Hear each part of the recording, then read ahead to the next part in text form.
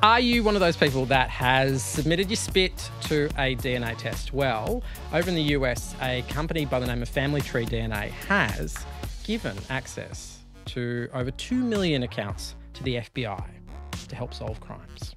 So what does this mean? What are the privacy implications of it? How terrified should you be that your spit has travelled all around the world? Well, to explain that, we have Tegan Jones, the deputy editor of Gizmodo, and Ray Johnson, the editor of Junkie.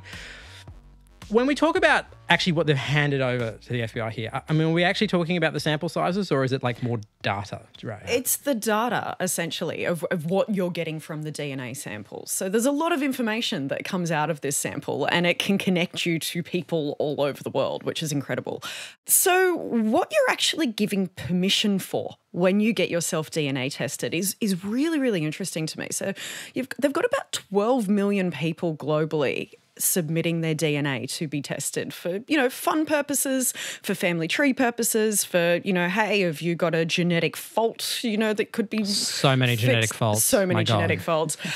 Now, you can request to have your file deleted, cleared and destroyed, and they will do it. However, if you have allowed any of these companies to submit your DNA for research purposes and they get sent off to third-party labs, your DNA will never be destroyed from any of the investigations that it has been a part of. It will be part of that system indefinitely. And you're also, in a way, giving permission for your parents, your siblings and your children's DNA to be stored on these databases, because it all has markers for those people as well. You're basically just going, here, have all of my genetic information. And then if there's a data breach, which has happened in the past and will happen in the future, just sell it to an insurance company that'll put my premiums up, or allow an employer in the future to discriminate against me.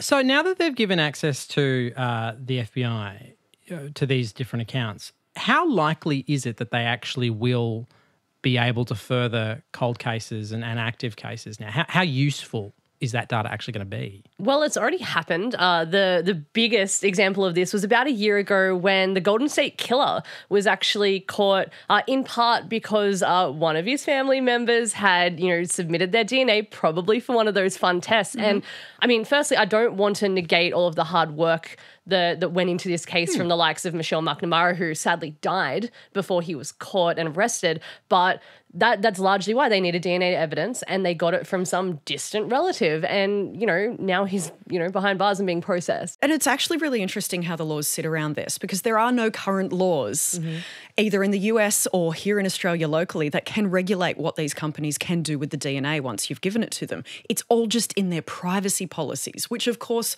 no one ever reads the fine print of. Full disclosure, I've given my DNA to one of these DNA companies. Not this. Same. Yeah. I have not. And I guess the conversation around privacy and what happens with your data had been bubbling away beforehand. Yep. And I did it anyway. And there is legit pages and pages and pages that you do click through. And I remember just kind of doing, and you do this all the time with terms and conditions, right? You just have this like little bit of arithmetic in your head. It was like, I mean, what's the worst that could happen?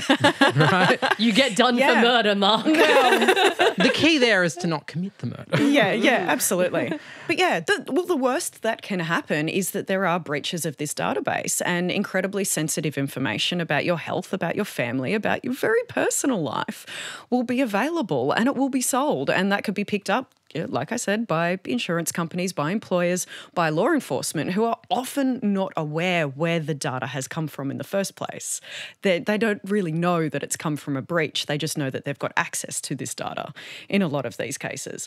That being said, to access most of the data that's available in all of these DNA databases, law enforcement basically only have to have a subpoena now. A tiny little burden of proof and a subpoena, and they can pull your file. They're already profiling criminals that have been processed previously. They've already got profiles that they are collecting on them with their DNA. And now this is just kind of adding to it.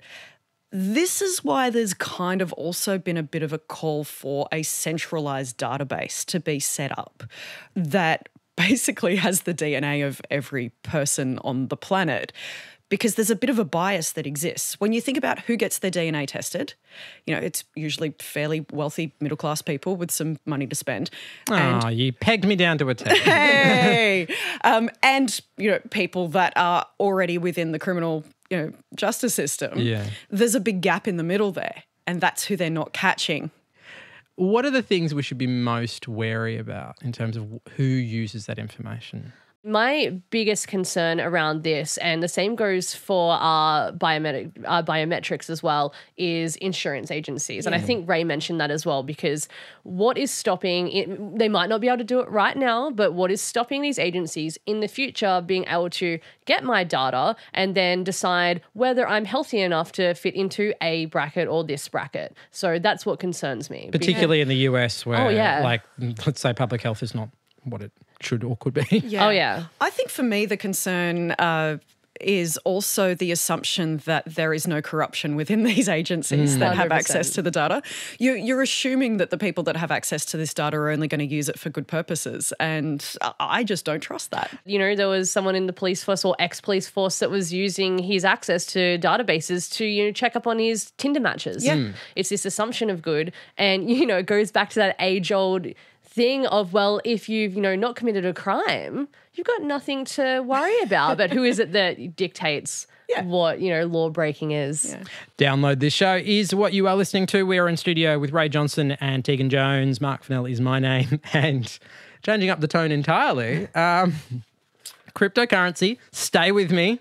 I know it's boring and confusing, but today I have a cryptocurrency direct from the land of Hogwarts. There is a strange new coin that is a Harry Potter themed cryptocurrency, and I couldn't not talk about it. Introduce me to Grin, Tegan Jones. Sure. So unlike some other, let's say, colourful cryptocurrencies like Selfie Coin and Pizza Coin, there actually seems to be some good potentially associated with Grin. So it actually comes off the back of an even more ludicrously named thing called MimbleWimble. MimbleWimble. Which is actually the blockchain system that Grin will live on. So it's called MimbleWimble because in the land of Harry Potter, that is a spell that one can use to silence people, which is good if you want to stop them from slinging spells at you. Now, stay with me. The connection here is privacy, Mark. Privacy. So the idea of calling this MimbleWimble is that a lot of blockchain currencies, such as Bitcoin, aren't actually as private as what people think they are. Even though your identifier is a string of numbers and letters known as an address, agencies can actually start to decrypt that, find out who you are, and track all of your transactions. So the point of MimbleWimble is to make that not happen. It's meant to be undecipherable. Hence, silencing the blockchain. So this means you can't tell if I'm a Dementor or a Muggle? Sure, Mark. Thank you for going with me on this. That. So MimbleWimble is the environment in which Grin will operate. That is right, Yeah. yes. Is there anything that distinguishes Grin as a currency from, say, Bitcoin or Ethereum or anything of that nature? Yeah. And So I might just get you to explain it as though I am your grandparent, because sure. genuinely speaking, when it comes to cryptocurrency, I am confused. The main source of difference actually is the blockchain itself. It's MimbleWimble more than it is Grin. But one thing that people are kind of not happy about with the potential of Grin is that there is no cap on it, unlike with Bitcoin, where there's only 25 million coins actually on the blockchain. But what's interesting about it isn't so much the crypto, it's the blockchain itself. So MimbleWimble, the privacy aspect around it, that it will be untraceable, allegedly. But almost more importantly is that there are already cryptocurrencies that do this. There's Zcash, for example, but they're not private and they're not green. That's the other thing about this, is that one of the biggest issues around Bitcoin and a lot of blockchain cryptocurrency is that it uses an immense amount of data to verify it, where, again, allegedly, MimbleWimble and Grin will not do this.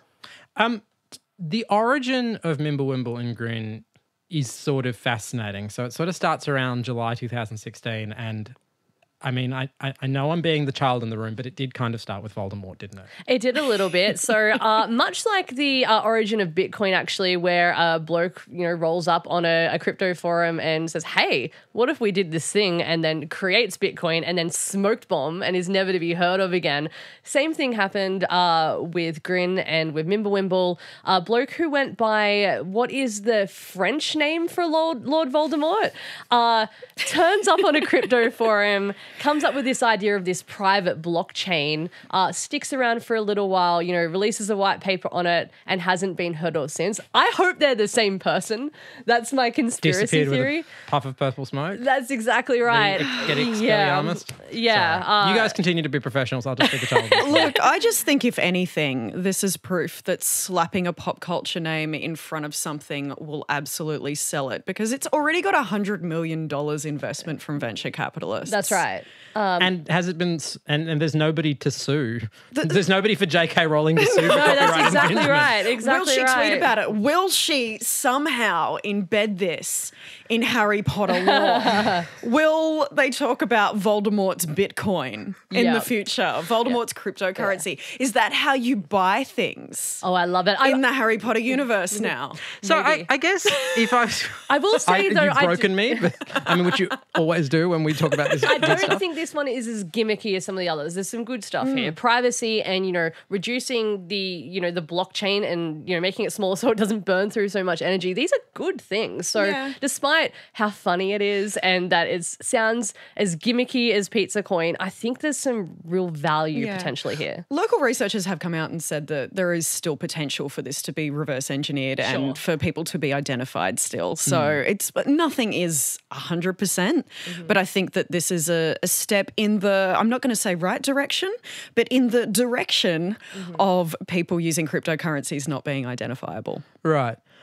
Just to take a step back from the Potterness of it and just cryptocurrencies writ large, the dominant narrative around cryptocurrencies is that they're a bit of a black box to most people, and it's very hard to wrap your head around for people that aren't in the crypto world, and also that it's wildly what's the word? Volatile? Yes, Yeah. exactly. Very much Yeah. So I guess if you were to explain why this particular currency and maybe the whole category is worth examining, Why should we care? yeah, kind of, yeah. Yeah, look, it's a good question, Mark. Why should we care? No, look, I am famously cynical when it comes to cryptocurrencies. I look at things like this. It's really difficult for me to get excited about something that's not inherently tangible and doesn't really have any kind of backing. That's exactly why I find it uncomfortable. Yeah, I find it incredibly uncomfortable. And I also know a lot of people personally that invested huge amounts of money into Bitcoin when everyone was hyping it That had and no talking about experience. it being the best thing ever. And they didn't really know a whole lot about it. And they lost so much money. Look, I just think the very fact that most people find it a difficult concept to wrap their head around it rings alarm bells for me that this is something that we should probably all be taking a step back from until it's kind of solidified itself in some reasonable way that can be understood by the vast majority of the population. Absolutely. And that we can have some confidence in. I mean, a really good example of this week is that the crypto exchange couldn't repay $190 million US because their founder died with the only password to this crypto. Died, and then it's gone. $190 million.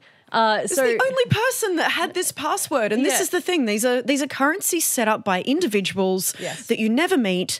It's not backed by anything. It's not underpinned by anything. None of your money is insured or in any way. And it's a risk. And so many it's people, such a risk. So many people are diving into it, especially when Bitcoin took off, in the last couple of years, that had no experience with the stock market or investing, that just jumped on the hype, did not have a diverse portfolio as well, just threw it all in. then thought they were geniuses, and what happened? Yep. So Voldemort got them. That's what Voldemort got them. That's right. Tegan and I were chatting about this earlier, and you know, the people that probably benefited the most from cryptocurrency are the people that bought a pizza back in the day when they thought that it would be fun. Like, I made $3, like, yeah, 15 years ago. But also, can I buy a pizza with Bitcoin now? Like the amount of In Berlin, yes, nowhere else. like the amount of places that are actually accepting cryptocurrency as a reasonable thing. Yeah. Until it's completely mainstream and it's something that I can go spend in a shop, I'm not interested. I'm not an early adopter in this sense. All right, there is lots more of this in the podcast edition of Download This Show. All you need to do is head along to whichever podcasting app you like. Hell, even ABC Listen. I'm told it's quite good. And you can download this show, which you should do, because on the podcast edition, we have an interview with a woman by the name of Ginger Gorman, who spent years hunting down the worst trolls. It is compelling. It is actually one of the more compelling interviews we've had on the show, and I highly recommend it. And it's available right now in your podcatching app device thing. Yeah, let's commit to it. See you guys.